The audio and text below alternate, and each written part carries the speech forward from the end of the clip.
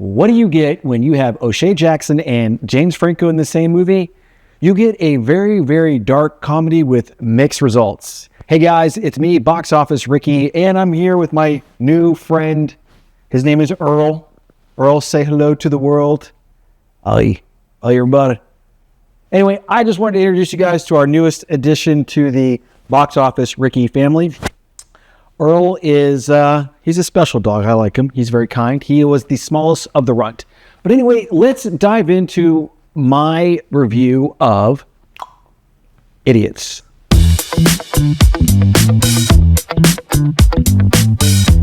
So, here's the synopsis of Idiots. Two dead broke screw-ups take an off-the-books transport gig driving a sociopath entitled teenage influencer across state lines to high-end rehab clinic, triggering an escalating road trip of spiral of violence, drugs, and catastrophic decisions. Got it. Okay, so it's got a really good, actually pretty stacked cast. You got Dave Franco as Mark, you got O'Shea Jackson as Davis, and then you got Mason Thames as Sheridan Kimberly, which if you've seen Black Phone or you've seen How to Train Your Dragon, that's the kid, right? And also, too, you've got some notable cameos with Peter Dinklage and Nicholas Braun, that tall, beautiful man, playing a freaking hilarious rapper named Prika Busha da Werewolf. So, anyway, let's kind of talk about this movie real quick. The marketing for this film was a laugh-out riot, but the finished film is jarringly bleak, scrappy, scrapped together. Maybe there's like maybe two genuine laughs across the entire film. It kind of lacked the lighthearted energy of Superbad. I was kind of more expecting that style of comedy, a traditional buddy road trip film. There's lots of heavy friction and outright hostility from the get-go of this movie between the leads that tries to draw out humor, but for me, does not really land as I would have expected it. The movie does take an unexpected, weird narrative. It takes these weird narrative risks, but it leans too much into grim, uncomfortable territory, like an unsettling fight involving a kid and a stripper who bites the stripper, which is, if you watch the movie, it just really feels weird. And also, it has heavy existential threads of like religious doubts, which I thought were kind of a weird thing to kind of, O'Shea Jackson's character has these moments of religious doubt. There's, he's a Presbyterian, and there's these moments where you're just like, why is this in the film? It just doesn't really fit, the overall vibe that I think the movie's trying to go for. So even the title, I think, also feels a little bit misleading. These aren't like goofy screw-ups. These are desperate, drugged-out characters dealing with like deep personal baggage. Now, I will say the cast, O'Shea Jackson Jr.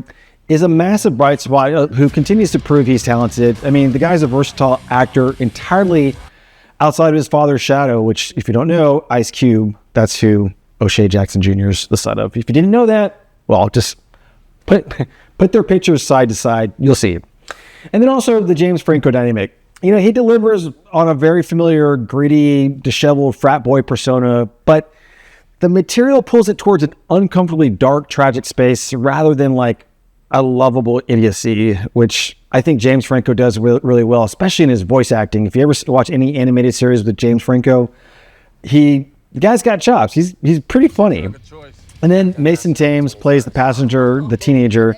He's not just an annoying teen, but he's not just an annoying teen, but he's generally a disturbing and evil sociopath with like this serial killer energy, which is funny because he's almost like playing the oh my god, I forgot his name. He's basically playing like the evil character in Black Phone, which is like the opposite of the character that he is in Black Phone. So it makes it very difficult to sit back and relax and have fun with this movie. And I will say, I did enjoy the cameos. I mean, Peter Dinklage shows up for a surprising, like, memorable cameo that stands out from this grim tone. I did think that was pretty much kind of like the best part of the movie, and where there's like a little bit of ray of light. So, final verdict and recommendations. It's interesting because it takes a lot of weird detours, but I think this movie completely lacks rewatch value due to the oppressive, alienating tone. my direct recommendation, I would say hard skip, not worth checking out in theaters, and not even really worth checking out to stream at home. It was a major letdown. And I can see why this movie really did not have a lot of theaters, a lot of, basically there's probably like 3 or 4 showtimes in your local theater and that's it. And actually there's probably some theaters that are not even showing this movie. So I want to know what your thought, if you've seen the movie, what you would give this movie, how you would score it.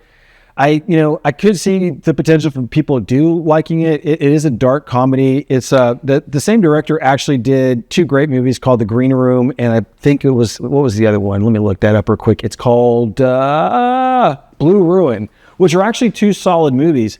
I just didn't feel like this movie, the way it was marketed, I think if they didn't market it as a comedy, I think my expectations would have been a little bit better. But because I literally probably laughed only 2 times, I didn't think this movie was very good. All right, guys. Well, that is my review of Idiots. Next up, I am going to be reviewing Coyote versus Acme this weekend. And like I always say, in a world where you can be anything, why not be kind to yourself, kind to your neighbor, and kind to the world. All right, guys. I'm signing off. Talk to you later. Bye.